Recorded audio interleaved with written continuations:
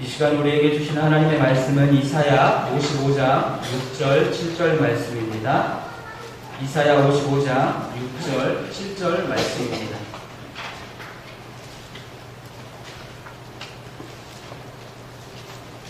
이사야 55장 6절 7절 말씀입니다. 함께 한 목소리로 합독하도록 하겠습니다. 너희는 여호와를 만날 만한 때에 찾으라. 가까이 계실 때에 그를 부르라. 아비는 그의 길을, 불량자는 그의 생각을 버리고 여호와께로 돌아오라. 그리하면 그가 긍휼히 여기시리라. 우리 하나님께로 돌아오라. 그가 너그럽게 용서하시리라. 아멘.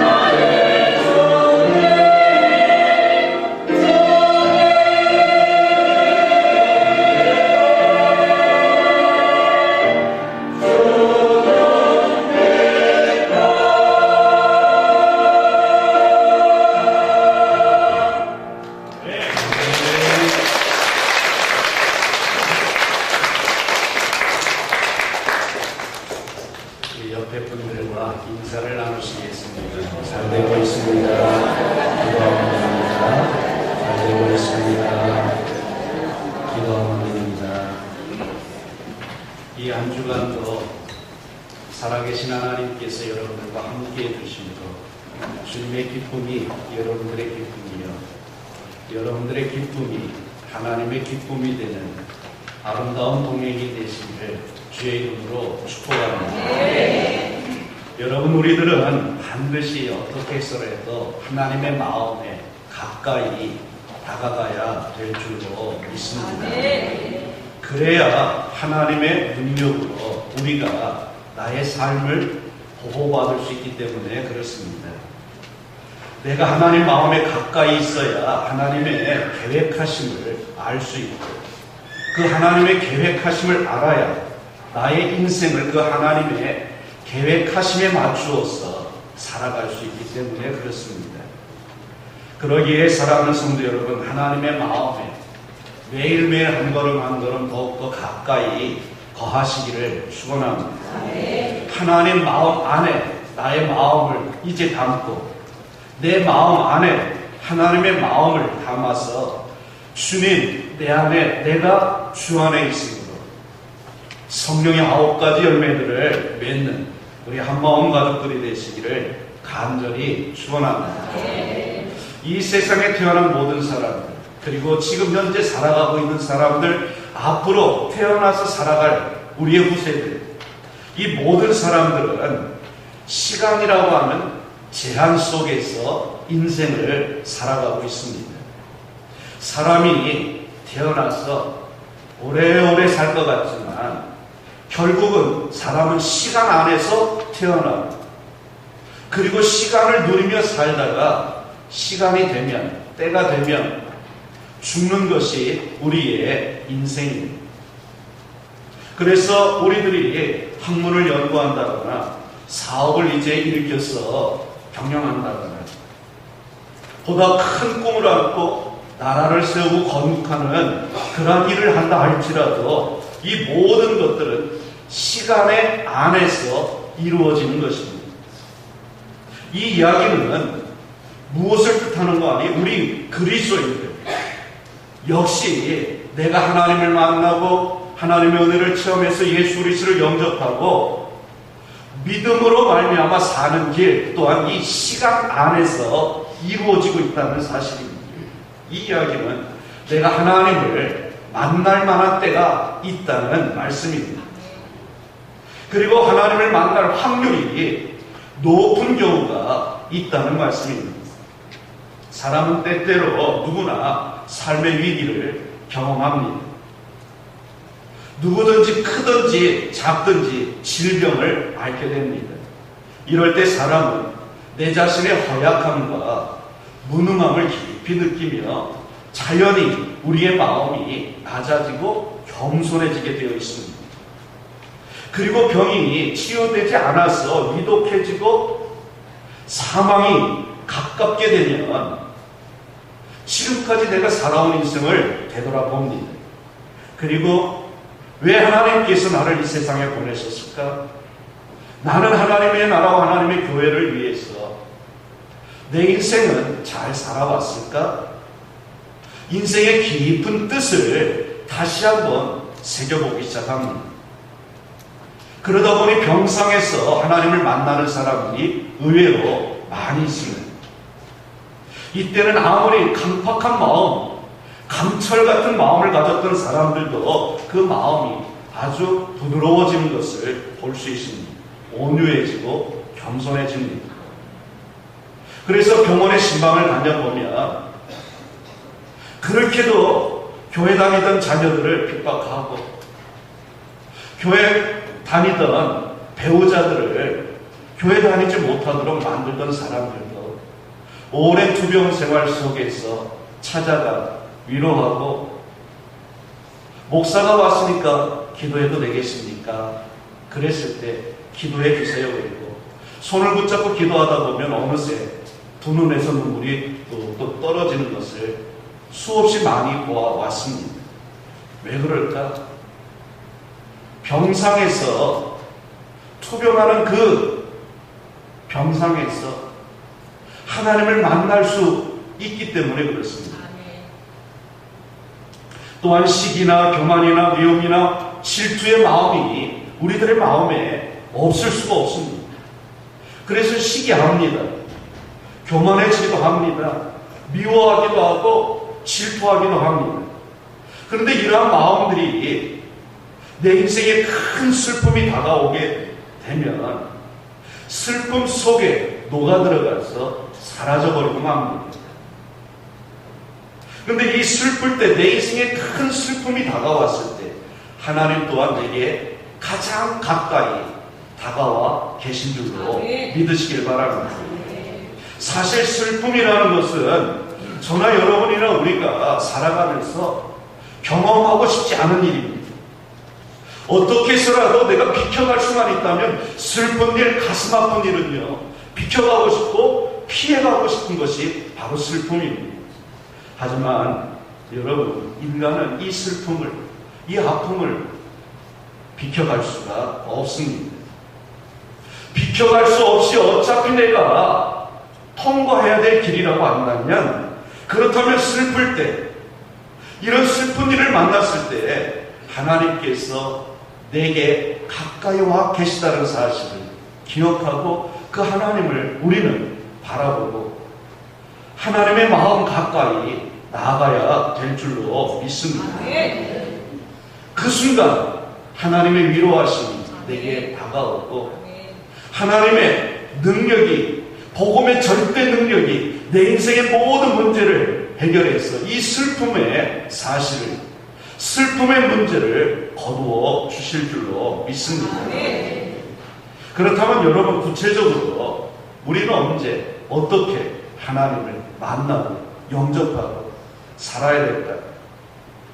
첫째는 열령적으로 하나님을 가까이 하고 싶을 때가 있습니다. 사람의 일생을 여러 단계로 나눠 봅니다. 학자들마다 조금씩 다 다르지만 대략 6단계로 나눠 놓고 싶습니다. 영아기가 있고, 유소년기가 있고, 청소년기가 있고, 청장년기가 있고, 중년기를 거쳐서 노년기에 이르면 하나님 나라에 이제 가까울 때가 가까워지는 겁니다. 이렇게 6단계로 나눠볼 수 있는데, 이 중에서 특별히 청장년 시기가 하나님을 만나기 쉬운 시기입니다. 그러면 나머지 시기는 하나님을 못 만날 시기냐? 아닙니다. 나머지 시기도 다 하나님께서 늘 안타까이 여기시며 가까이 와 계시지만, 특별히 청장년기는 시기적으로 하나님을 찾을 수밖에 없는 시기라는 이야기입니다. 유소년 시기는 우리가 너무 어려서 인생이 과연 뭔지 깊은 뜻을 깨닫기가 어렵습니다. 유소년기에 내 인생은 뭐지? 죽음이란 뭐지? 이걸 생각하는 사람들은 거의 없습니다. 또한 중년기는 생존 경쟁에서 살아남기 위해서 발버둥을 치어야 될 때이다 보니까 복음의 씨앗이 내 마음밭에 뿌려져도 자라나기에는 너무나도 많은 장애물들이 내 마음밭에 이제 이미 심겨져 있는 것입니다. 그래서 이 중년기는 일생에 있어서 가장 거친 시기다라고 이야기할 수 있습니다. 중년 시기에는 재물에 대한 욕심도 있습니다. 명예에 대한 욕심이 그 누구보다도 많습니다. 욕심 등 여러 가지 것들이 하나님을 찾고 하나님께 나아가는 데 있어서 방해물이 되고 장애물이 됩니다. 그래 진리의 말씀을 듣기는 들어도 그 진리의 말씀이 내 마음밭에 심어지지만 복음의 싹이 자라났을 때 클 수가 없는 그런 환경이라는 이야기입니다. 하지만 이런 중년기에 비해서 청장년 시기는 그 마음이 옥토입니다. 비교적 양심적입니다. 선을 추구하고 정의와 공의를 부르짖을 때가 바로 이 청장년기입니다. 그리고 그들의 이상은 높습니다. 현실에 얽매이려고 하지 않고 기성세대에 이제 휩쓸리지 않으려고 하며 영원한 진리를 찾고 인생의 참뜻이 무엇인가 서서히 눈을 떠가기 시작하는 때가 바로 이 청장년기 시절입니다. 그래서 많은 사람들이 청장년기에 하나님의 부름을 받아서 하나님을 만났고 하나님의 사람이 되었습니다. 예레미야 선지자가 그랬고, 이사야가 그랬고, 베드로가 그랬고, 야고보, 또한 요한, 디모데, 사도 바울 등등 모두가 이 청장년 시기에 하나님의 부름을 받았던 사람들입니다. 그러게 하나님께서는 전도서 12장 1절에서 강력하게 우리들에게 이렇게 말씀하고 계십니다. 너는 청년의 때에 너의 창조주를 기억하라. 곧 곤고한 날에 이르기 전에 나는 아무 낙이 없다고 할 때 해들이 가깝기 전에 기억하라고 말씀하고 계십니다. 여기에도 보면 청년의 때에 창조주 너의 하나님 아버지를 기억하고 그 하나님 아버지를 향하여 아버지의 마음을 향하여 가까이 다가가라는 말씀입니다. 사랑하는 성도 여러분, 특별히 지금 내가 청장년기에 있는 성도 여러분, 하나님을 만나시기를 축원합니다. 하나님을 만나 반드시 하나님 마음 가까이에 내 마음을 두고 하나님 마음이 있는 곳에 내 삶의 비전을 세워놓으시기를 주의 이름으로 축원합니다. 이렇게 하나님의 마음을 얻을 여러분들을 통해서 하나님께서는 이 세상을 정복하고 지배하고 다스리고 하나님의 교회를 든든히 세워나가며 하나님의 백성들을 더욱더 축복해주는 그런 축복의 메신저로 통로로 여러분들을 삼아주실 줄로 믿습니다. 두 번째로 내 삶이 위기에 닥쳤을 때 그때가 바로 하나님 가까이 갈 수 있는 기회이기도 합니다. 내 삶에 슬픔이 다가왔을 때, 역경이 다가왔을 때 하나님 아버지의 마음을 우리는 조금이나마 이해하게 된다는 겁니다. 사람은 일생을 살아가는 데 있어서 참으로 여러 가지 삶의 위기 상황을 맞습니다. 크게 세 가지로 좀 나눠보겠습니다. 하나는 내 육체가 질병으로 시달릴 때입니다. 누구든지 서두에 말씀드렸듯이 병상에 있게 된다면 나의 나약함과 무능함을 깊이 깨닫게 됩니다. 그동안 하나님 없어도 됐습니다.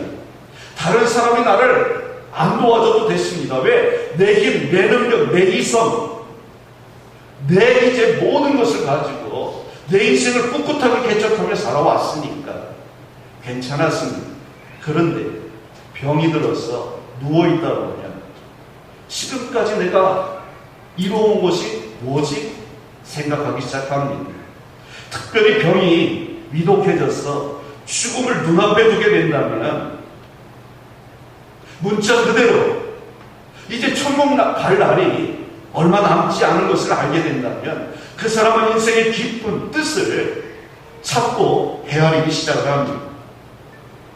그러기에 건강한 사람들보다는 병상에 있는 사람들이 하나님을 만나는 경우들이 더 많습니다.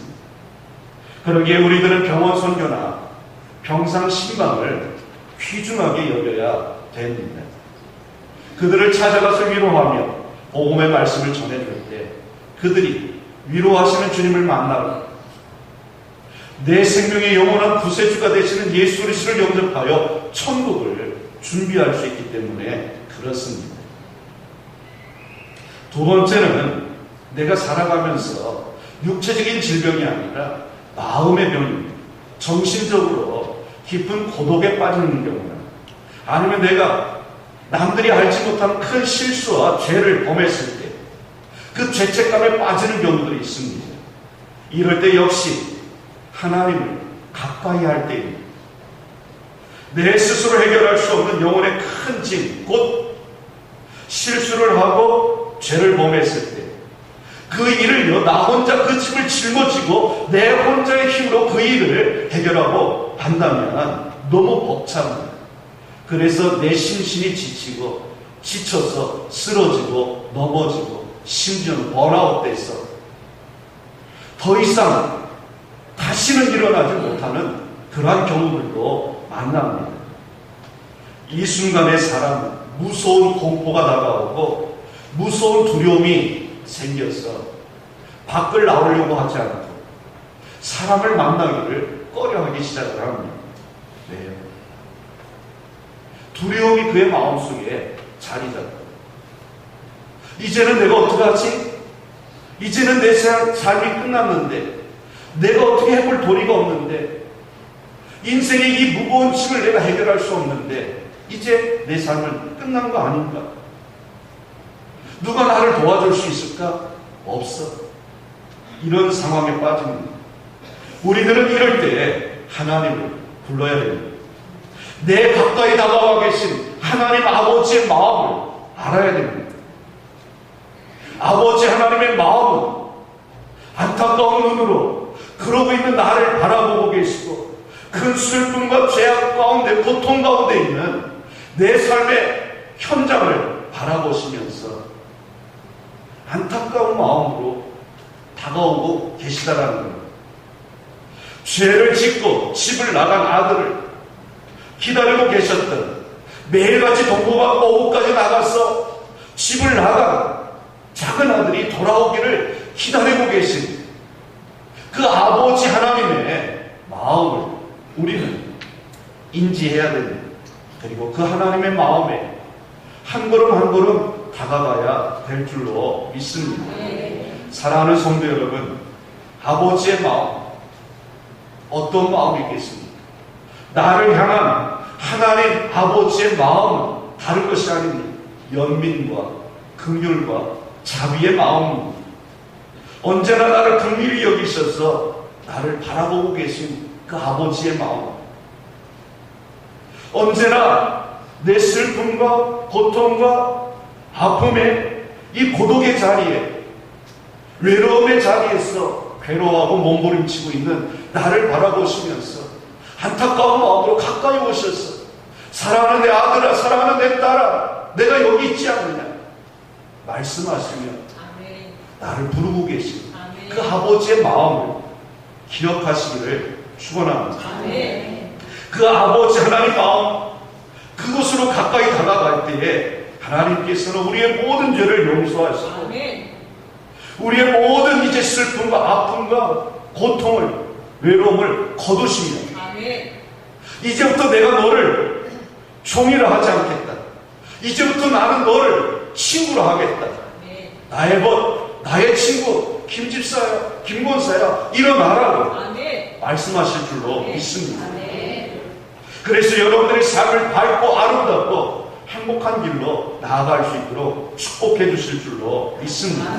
그러기에 우리는 아버지의 마음 가까이 다가가야 되는 겁니다. 세 번째는 내가 실패하고 좌절과 절망감 속에 빠져 있을 때, 그때가 바로 아버지의 마음을 향하여 나아갈 때입니다. 우리가 생각하기에 사도 바울, 우리는 사도 바울 그럴 때 대사도 바울, 대복음 전도자가 있어 그의 이름 앞에 수식어를 붙인데 대자를 붙이는 그만큼 능력이 많다는 이야기. 사실 그는 능력자였습니다. 사도 바울의 앞치마만 갖다가 병든 자에게 얹어놔도 병자가 벌떡벌떡 일어났습니다. 심지어는 죽은 자도 살려냈던 바울입니다. 그런 바울도 인생길을 걸어가다가 깊은 절망과 좌절에 빠졌던 적이 있습니다. 하지만 바울은 그 깊은 좌절, 절망, 그 고통 가운데에 이제 빠져서 헤어나오지 못한 게 아니라 오히려 그것을 믿음으로, 신앙으로 극복하고 승화시켜서 오히려 더 강하고 담대한 하나님의 사람이 되었습니다. 고린도후서 15장 5절에 보면 나를 위하여 약한 것들 외에 자랑치 하지 아니하리라 그랬습니다. 사도 바울은 자신이 이렇게 표현한 대로 육체적인 가시로 말미암아 깊은 중병이 있었습니다. 치료받지 못할, 인간의 의학을 가지고는 치료하지 못하는 그러한 중병이었습니다. 그래서 이 질병으로 말미암아 수시로 쓰러지고 수시로 넘어지고 죽음의 사슬을 오락가락했던 사람이 바로 바울입니다. 그래서 그는 그 병으로부터 노임받기 위하여 하나님 앞에 엎드려 부르짖어 기도했습니다. 3번씩이나 결단을 하고 특별 기도를 한 겁니다. 근데 마지막 3번째 기도하는 순간 하나님께서 바울에게 말씀하셨습니다. 그것이 바로 고린도서 12장 9절의 말씀입니다. 나에게 이르시기를 내 은혜가 하나님의 은혜가 내게 족하도다. 이는 내 능력이 약한 데서 온전하여지리라 하신지라. 그러므로 도리어 크게 기뻐함으로 나의 여러 약한 것들에 대하여 자랑하리니 이는 그리스도의 능력이 내게 머물게 하게 합니다. 나의 약함 때문에 내가 기도하게 됐고 그 기도함을 통해서 하나님의 능력이 내게 머무를 수 있게 됐다라는 겁니다. 그리고 그는 이어지는 10절에서 이렇게 고백합니다. 그러므로 내가 그리스도를 위하여 약한 것들과 능력과 궁핍과 박해와 권고를 기뻐합니다. 이는 내가 약한 그때의 강함이라고 했습니다. 내가 약한 그 순간에 강해질 수 있기 때문이라는 이야기입니다. 내 자신이 약해질 때 그때가 바로 나는 주님을 더 가까이 했을 때라는 고백입니다. 그래서 주님의 능력이 나에게 주어짐으로 내가 더 강력해졌고 담대해졌어 하나님의 나라를 위하여 세계를 세 바퀴나 돌며 복음을 전할 수 있게 되었다는 이야기입니다. 그러므로 여러분, 우리가 살아가면서 위기에 빠질 때 더욱더 우리는 하나님을 찾아야 되고 그때가 바로 하나님께서 나에게 가장 가까이 다가오는 시기인 줄로 믿으시기를 바랍니다. 아니, 엄밀하게 따지면 하나님은 항상 내 가까이 있으십니다. 그런데 내가 점점 하나님을 멀어지는 것, 멀어지면 멀어질수록 하나님의 보호의 손길이 멀어지고 내가 멀어지면 멀어질수록 하나님의 능력의 손길이 나에게서 멀어지기 때문에 넘어지고 쓰러지다가 그러다가 그 순간에 깨닫고 돌아오면 아버지의 마음 가까이 다가오면 아버지의 그 위로하심 아버지의 포근한 품에 안길 수 있게 된다는 겁니다. 사랑하는 성도 여러분, 위기가 내 삶의 위기가 곧 하나님을 만나고 붙잡을 수 있는 기회임을 믿으시기를 축원합니다. 그러므로 어떤 위기가 와도 어떤 역경이 다가와도 결코 여러분 물러서거나 믿음의 후퇴를 하지 마시기를 축원합니다. 내 가까이 계신 하나님께서 여러분들을 지켜주시고 인도하시며 보호해 주실 줄로 믿습니다. 마지막 세 번째로, 그러기에 우리는 내가 믿을 수 있을 때 더 열심히 믿어야 됩니다. 우리 그리스도인, 즉 성도들의 삶이란 어떤 삶입니까? 내가 하나님을 바라보고 예수 그리스도를 영접하는 삶이 바로 우리 그리스도인들의 삶입니다. 영접한다는 것이 무엇입니까? 모셔드리는 겁니다. 우리가 평상시 살아갈 때 누가 우리 집에 손님으로 찾아온다고 합니다. 그러면 어떻게 합니까? 우리는 손님이 온다고 하면 최소한 지저분한 거 얼른 치우고, 또 식사 때가 돼서 약속 시간이 된다고 하면 준비하기 위해서, 식사 대접하기 위해서 준비를 합니다. 그래서 최선을 다해서 그 사람을 내가 영접할 때 상대방도 흐뭇한 마음으로 돌아갑니다. 마찬가지로 하나님을 바라며 하나님을 영접하는 것이 우리 그리스도인의 삶이라고 한다면 예수님을 나는 어떤 마음으로 맞이할 준비를 해야 될까? 최선을 다하는 믿음의 준비가 필요할 줄로 믿습니다. 예수님께서 직접 비유를 들어서 우리에게 설명하고 가르쳐 주신 10척의 비유를 보면 분명히 알 수 있습니다. 미리 등잔을 준비하고 넉넉하게 미리 준비할 수 있는 기회 시간이 있을 때 기름을 준비했던 슬기롭고 지혜로운 5처녀는 신랑이 오자 준비하고 있다가 즉시 신랑을 맞이하고 영접해서 혼인잔치집에 함께 참여했습니다. 하지만 미련한 5처녀는 어떻게 했습니까? 준비할 수 있는 시간이 있었지만 그 시간에는 내가 놀고 먹고 준비하지 않다가 신랑이 오니까 그제서야 기름을 준비하겠다고 이리저리 분주하게 사방으로 뛰어다녔습니다. 하지만 결국에는 준비하지 못해서 신랑의 손을 붙잡고 혼인잔치 자리에 들어가지를 못했습니다. 그러므로 우리는 준비할 수 있을 때 준비해야 됩니다. 믿음도 그렇습니다. 내가 믿을 수 있을 때 열심히 믿어야 됩니다. 그래야 인생의 풍랑이 내게 다가왔을 때 그 믿음의 힘으로 거센 풍랑을 이기고 박차 올라서 풍랑을 밟고 설 수 있게 되는 것입니다. 그러므로 여러분, 내가 성경을 읽을 수 있을 때 열심히 부지런히 읽으시기를 축원합니다. 내가 기도할 수 있을 때 더 열심히 최선을 다하여 기도하시기를 바랍니다. 내가 전도를 할 수 있을 때 힘을 다하여 생명 다하여 복음을 전하시기를 바랍니다. 지금 내가 할 수 있는 이러한 일들을 결단코 내일로 미루지 마시기를 바랍니다. 그 내일이 또 다른 내일이 되고 또 다른 내일이 되다 보면 어느 날 갑자기 풍랑이 다가왔을 때 그 풍랑 속에 빠져들어서 생명을 잃을 수밖에 없습니다.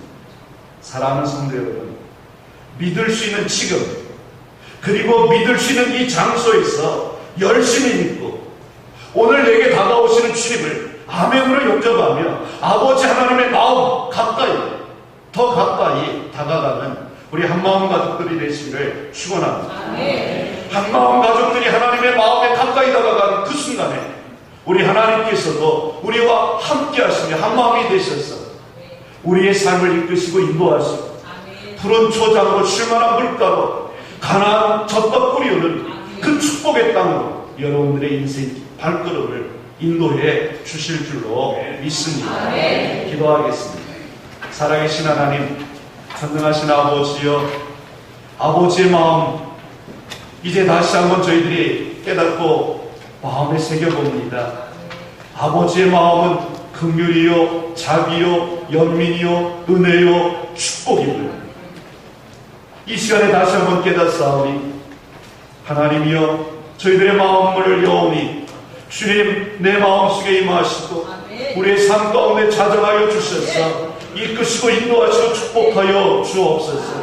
그래 아버지의 마음 가까이 내 마음을 두고 아버지의 뜻, 아버지의 섭리, 아버지의 계획을 이루어드리는 우리 모든 한마음 가족들 되게 도와 주옵소서. 예수님 거룩하신 이름으로 기도 올리옵나이다. 아멘.